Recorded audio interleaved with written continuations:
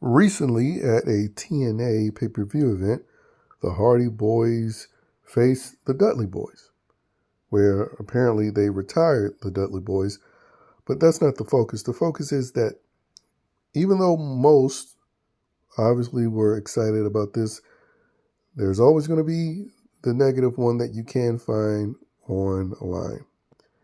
And they pretty much was wondering why a bunch of 50-year-olders, minus Jeff, who's, 2 years away from 50, why are they the main eventers?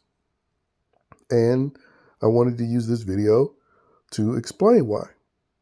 Now, I previously addressed this in a video where I talked about the Hardy Boys and Jeff Hardy specifically getting the invite from a popular streamer by the name of Kai Cenat, who's, primarily a social media creator that has an audience of young people.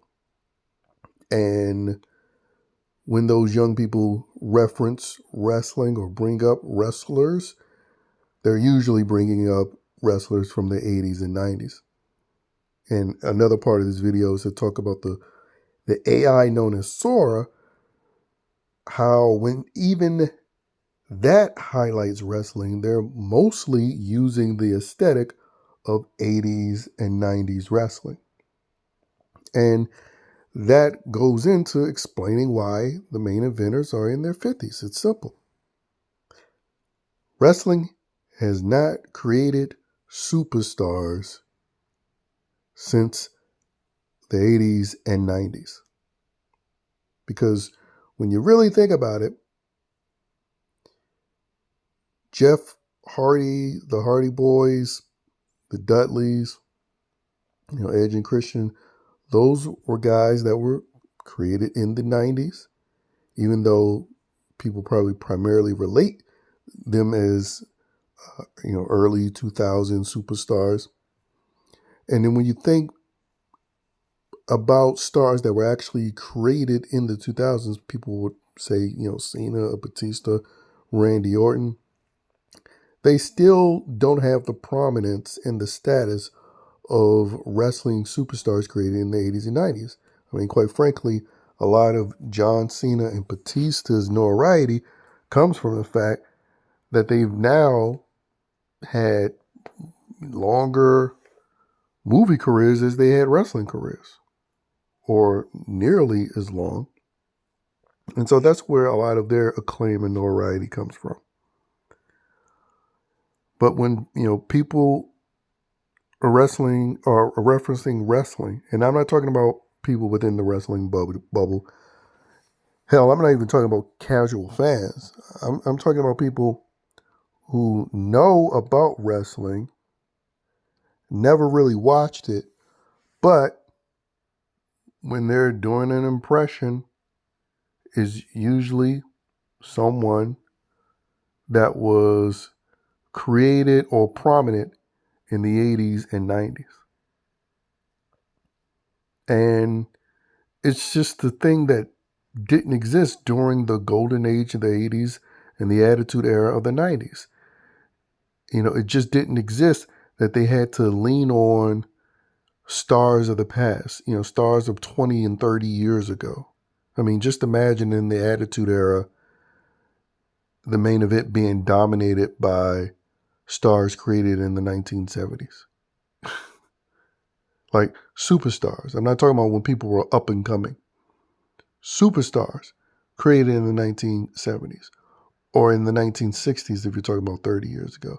And if you're talking about 30 years ago from the 80s, you're talking about main eventers from the 50s being needed because a Hulk Hogan didn't exist. And yes, it's a very real issue, but not just for wrestling. You have that across the board in the entertainment industry where you really don't have any prominent superstars. Now, music, that's a different story. You do have, superstars that's been created, since the 80s and 90s, in the 2000s and even 2010s. Music seems to still be able to have that, kind of global universal effect where you can create superstars even out of the crap music that comes out today. But when it comes to wrestling specifically, that just hasn't been the case. And there's a reason why, current day live streamers who probably don't even watch wrestling anymore, when they do reference wrestling, is the reason why they think about the Hardys, Jeff Hardy as a solo, and I'm sure those streamers know about the Dudley Boyz due to the fact that the Hardys fought them in TLC matches. Them, Edge and Christian. Hell, I'll never forget that time when Chris Jericho was in AEW in the beginning, and the NBA audience crossed over into the AEW audience because it went from a basketball game, I believe, into AEW, and Chris Jericho was there, and people were making fun of him based on how he looked. And it was basically like, what is this, like, low budget WWE? Like, that's what people's reactions were. Because in people's eyes, I mean, hell, a lot of them still say WWF, but that's what wrestling is. WWE, WWF, WCW. In that 80s and 90s time period of wrestling. And as I stated before, with the acceleration of these AI videos, when you have, MLK and other dead figures, whether they be musicians or other entertainers, political figures of the past, when they're being featured in this wrestling world setting, which is, again, the best setting to feature most things in entertainment because it includes everything you would want: costuming, acting, action, which is why I've always said the best form of entertainment, when it's good, is a good live wrestling show. But anyway, when they're referencing that, they're mostly using that aesthetic of the 80s and Attitude Era. And so when you still have those stars, active, then yeah, you're going to utilize that because, quite frankly, the wrestling industry has done a terrible job at creating new stars. And I feel a lot of it has to do with the fact that they've gotten rid of that dreaded old school mentality, the gatekeeping that used to exist.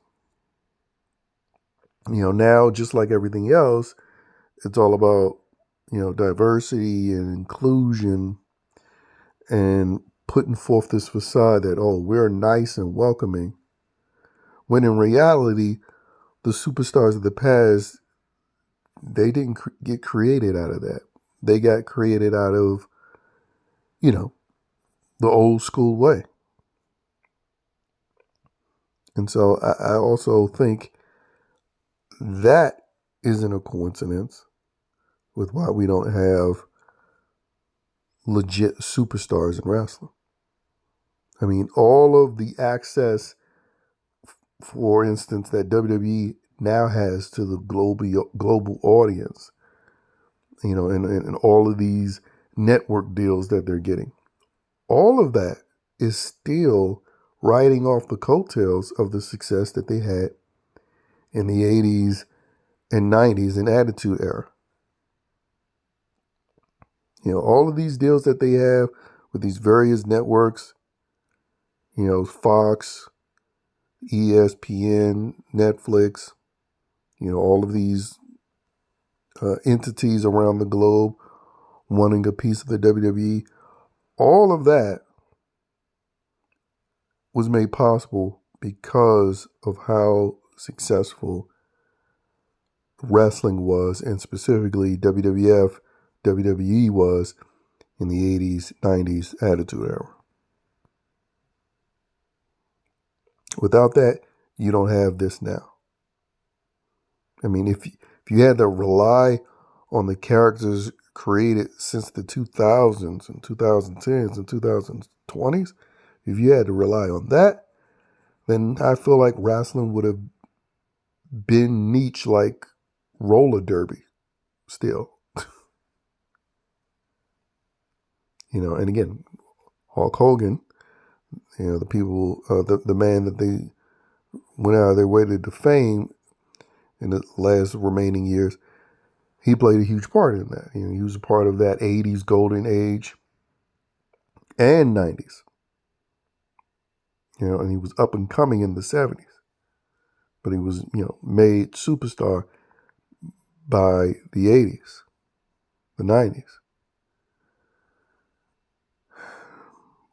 But anyway, I think it's really straightforward, though, why that's the case.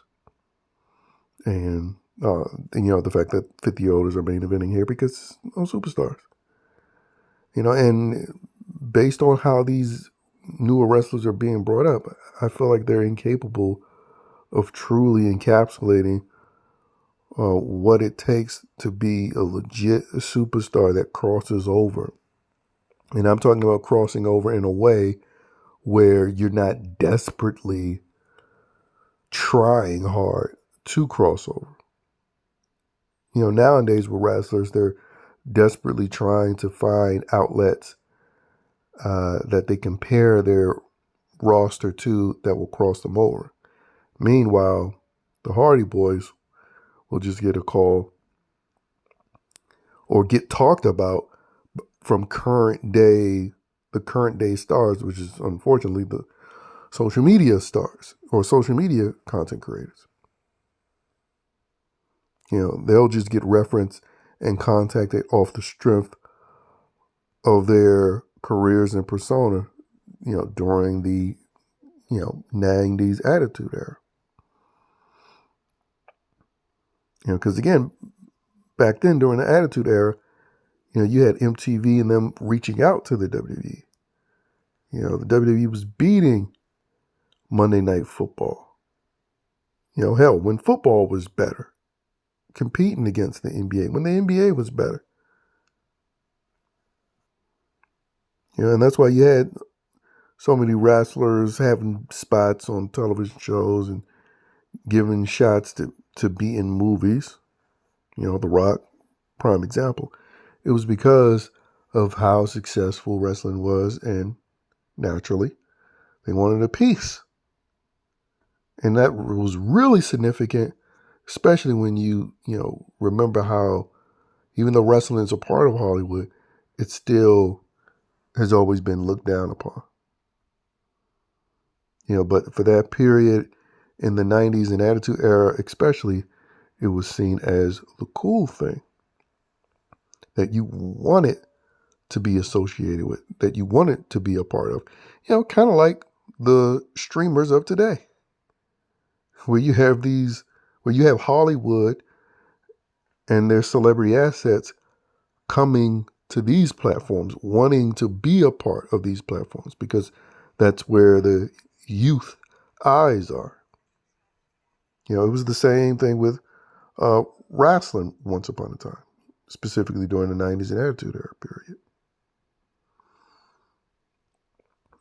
But anyway,